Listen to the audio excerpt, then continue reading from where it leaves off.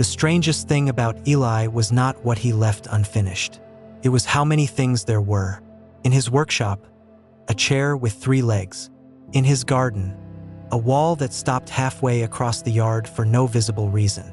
In his house, a staircase that led to a landing and simply ended, the upper floor accessible only by a ladder he kept propped against the wall.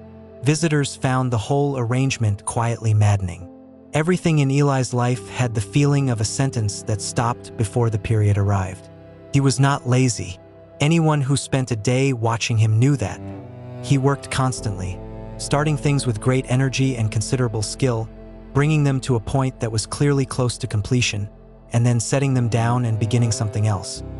His neighbor, a blunt and practical woman named Ora who grew the best onions in the valley and had no patience for what she could not understand, confronted him about it one afternoon across the low fence between their properties.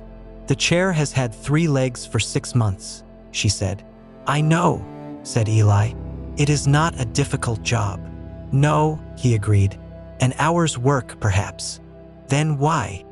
He leaned on his fence post and looked at his garden, at the half wall, at the unfinished beds, at the various projects in their various states of almost. "My father was a finisher," he said at last. "Everything he began, he completed. Every task, every project, every plan.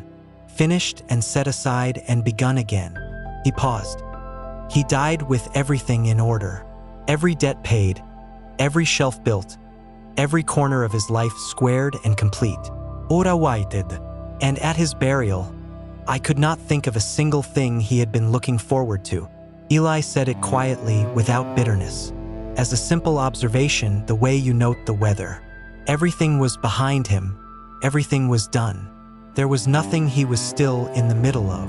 He picked up a tool and turned it over in his hands.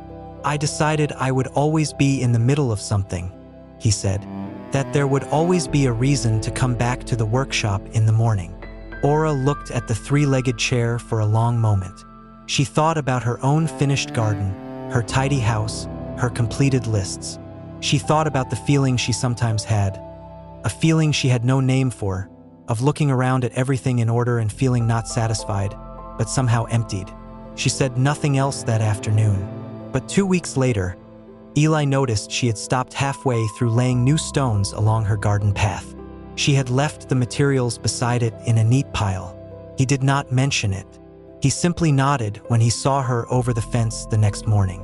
She nodded back, and that was more than enough.